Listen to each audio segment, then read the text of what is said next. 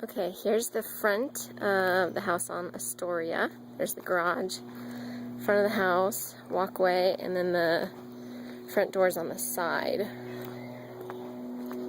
Nice landscaping, nice front yard, cul-de-sac location. It's got this really nice side patio right here. You could put a table and chairs right there.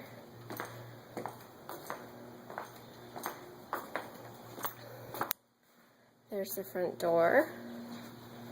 Here's the gate to the backyard. And it's got a huge backyard. It's a nice big side yard. Could put a spa here or some plants. It's a shed. There's a chicken coop over there. Some really nice raised beds. Great big lawn area. It's a pie-shaped lot at the back of the cul-de-sac, so the backyard is literally huge. I think there's some fruit trees. Those are lemons. I don't know what that is. And then it's got this great patio over here. That door goes to the garage.